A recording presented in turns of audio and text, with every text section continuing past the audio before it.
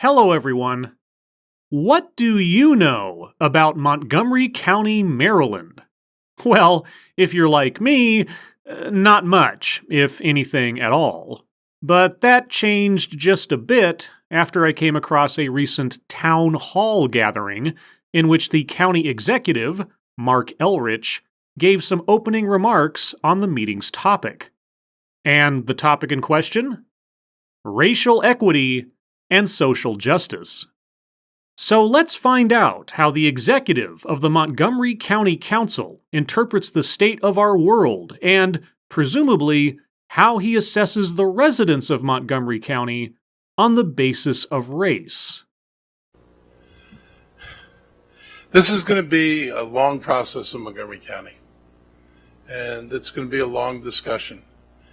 And I want to go a little bit deeper into some of the things that I think are important to think about.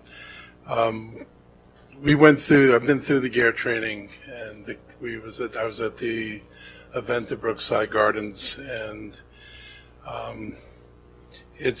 we find ourselves in a pretty profound mess in this country.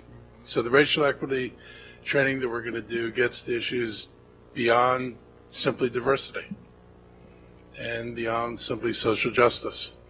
Your racial equity training will go beyond diversity and beyond social justice.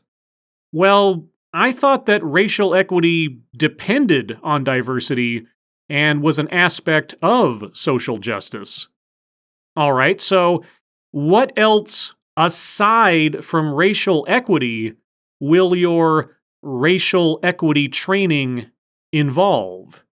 I am very curious to find out. America has a particular problem, and it's a problem of race, and we need to be blunt about it. America has a problem of race. Got it. We are not much different than South Africa 25 years ago or 30 years ago in terms of our attitudes on race. What the hell did you just say? America's attitudes on race are no different than those of South Africa 30 years ago. South Africa, which practiced apartheid, the legal segregation of the races from 1948 until 1994. South Africa, which, by the late 1980s, had seen such a rise in violence between activists and the government that international businesses, celebrities, and other governments pressured South Africa to end apartheid, causing South Africa's economy to go into a tailspin. South Africa, which 30 years ago began the process of ending apartheid once and for all. America, today, has an attitude on race no different from that of South Africa 30 years ago. Got it. And we have never come to terms with the Civil War. We have never come to terms with the Civil War. Got it. We have never come to terms with the aftermath of the Civil War when actually nobody was set free. We have never come to terms with the end of the Civil War. No one was set free as a result of the Civil War. Got it. We dance and celebrate the civil rights legislation of the 60s, and I was one of those who celebrated it. But in reality, that legislation didn't give anybody an education who didn't have an education, didn't turn slums into decent housing, didn't do a single thing to rectify the injustices that have been piled up on one group of people over everybody else. And we know that. We can't even talk about it. The civil rights legislation of the 1960s did nothing to rectify any injustices or disparities in America on the basis of race. The efficacy of the civil rights laws of the 1960s is something that we cannot even talk about. No one has ever talked about how effective the civil rights laws have been in this country. No one can talk about that. It just does not get talked about. Got it. We know we can't talk about it. It's a hard discussion. So when we were at Brookside Gardens and they went through the data, one of the things that struck me, and I know it struck everybody else pretty heavily, was that if you look at a person and you adjust for income, their parents' income, whether you're in a single-parent household or not in a single-parent household, whether you had a high school, college, advanced degree, no degree, whatever factor you adjust for in a person's life, by any measure, African Americans come out on the bottom. By every measure. All African Americans need to be viewed as residing at the bottom of all statistical measurements of education and prosperity. Got it. And we're talking about folks who've been here 400 plus years, that we have never figured out how to integrate into society fully, never figured out how to talk about things that are painful, and everybody wants to avoid that discussion. African Americans have not been fully integrated into our society over the course of more than 400 years because we cannot figure out how to achieve this for them. Got it. So part of the racial equity training is trying to get us beyond the normal. There are things you can do to try to change the physical things that people encounter. Our schools need to be better. There are things schools need to do to address some of these inequities. There are lots of things you can do, but you can't change how people feel simply by legislation or by a set of things. Legislation is not mind control. Got it. And the best way I found to frame it for people is a little example I'll give you. I'm a white guy.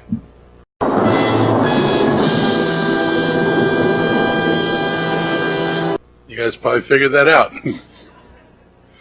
Yes, because I know that the first thing I look at when assessing someone is their skin color. I am so very, very progressive like that. My grandkids are black, but I'm a white guy. Okay. Is that a variant on some of my best friends are black? Or, yeah, I'm not sure I understand the relevance. I've never walked into an interview and had to wonder what the interviewers thought about a white guy. Translation. All black people wonder what a potential employer thinks about their being black. All black people see potential employers as racists. Got it. What did they think about me? Never walked into a store. Had to think about what do the clerks and what does the manager think about this white guy walking around my store? Translation. All black people see store employees as racists. Got it. You know what I mean? Know what I mean? Never had to think about being white in my entire life. I'm a white guy. You guys probably figured that out. My grandkids are black, but I'm a white guy. Imagine if you had to think about being black all the time. Imagine if you had to think about, what does somebody think of me when I'm doing this interview? What does somebody think of me when I'm in a classroom? What does somebody think about me? What judgments are they making about me when I want to buy a house or when I show up to rent something? That's the thing that's hard to fix, because that's inside of people. It's not something you pass a law for. It's an internal thing. All black people possess a mindset of racial paranoia. Got it. I highly recommend that people go watch the movie I'm Not Your Negro, which is about James Baldwin. If you haven't seen it, you ought to go see it. And it's a very powerful movie. I mean, there are two things I talk to people about from that movie. One is there's an interview with Dr. King in the middle of the civil rights struggle, and the reporter is pressing King about whether they're going to get the civil rights legislation through. And King says they want us to wait another 40 years. Well, I've said in the movie theater, I said 40 plus 65 is 2005. This is 2019. He was wrong. 40 years was not long enough to wait. And that's obscene. And it's a real disgrace for us to have to deal with this long.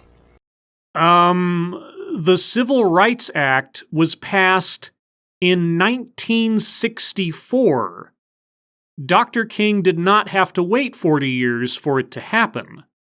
So, 2005? What the hell are you even talking about? Besides which, you have already told us that the civil rights laws changed nothing for people, and that legislation in general changes nothing about how people think. So, what does it matter to you whether such laws were passed or not, in whatever dimension of time-space reality that your mind inhabits?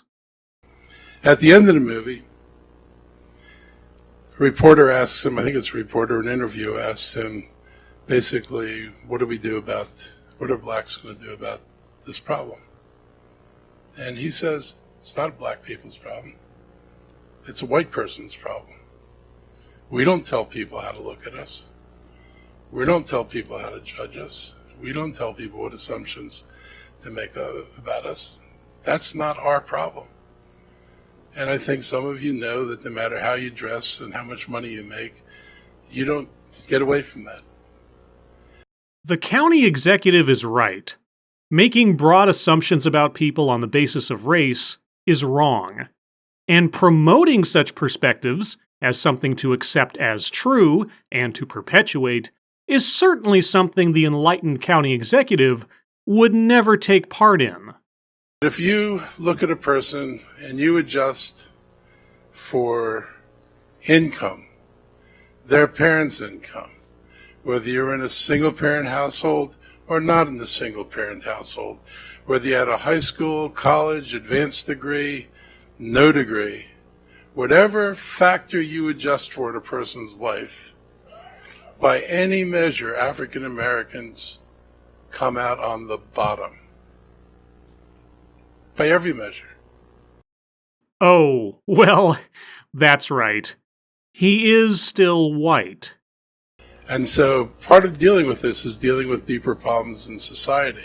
And Montgomery County's not special. I'm not talking this way to single Montgomery County out. If any jurisdiction has tried to deal with these issues, we probably try harder than most. In fact, not probably, I'll say definitely we try harder than most. But trying harder than most has not gotten us where we need to be. I honestly wonder what "where we need to be" looks like to the county executive. I wonder how he would adjust reality for his constituents based on whether they were black or whether they were white. And so part of what we're going to do is deepen the discussion and try to bring about an understanding that makes it possible for people to think about this differently, because when we begin to think about this differently, perhaps we can make the kind of changes in ourselves that are necessary for everybody to walk down the street and just be looked at as that's just another person walking down the street, and not what am I worried about and what am I thinking about. Yes, wouldn't it be nice if we could simply assess one another on the content of our character and not the color of our skin? Well, save for the fact that our speaker felt the need to remind us that he is white, though his grandkids are black. He's not first and foremost just a man, and his grandkids first and foremost simply his grandkids. Got it. So, my office is taking this very seriously. We're going to be appointing a racial equity officer. We will be working in conjunction with Nancy, as Nancy said, to make sure that that folks get trained and to make sure we have lots of community discussion and that this becomes part of the DNA of Montgomery County. And we are going to do all the equity stuff and all the diversity stuff. We absolutely have to. We cannot leave anybody behind. And in other groups, as we well know, all you gotta do is turn on the TV, listen to Donald Trump. He has his favorite groups of people he hates, and he rallies up his base to talk about that. Orange man bad. Got it. And so there are multiples of people who are victims of racism and discrimination and all these horrible things, which we like to think of as not being our better angels, but our worst angels. We like to think. Okay, who is we in this equation? Is it white people? And we'll make sure that this county stays on track to deal with all of this. But we do have to take this seriously and in a different way than we've done it in the past. So I just want to thank everybody for coming here tonight. It is really astounding. We did one in Silver Spring and we packed the house. It's nice to see a house packed again.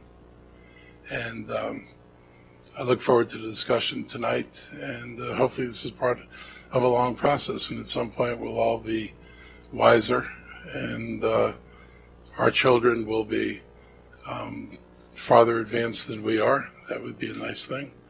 And we will find our way out of this mess. And I'm optimistic. You know, human beings can do pretty amazing things. And I'm optimistic that we eventually will deal with this, but we will never deal with it until we're willing to sit down and talk about it. So thank you all very much for being here. Thank you for participating.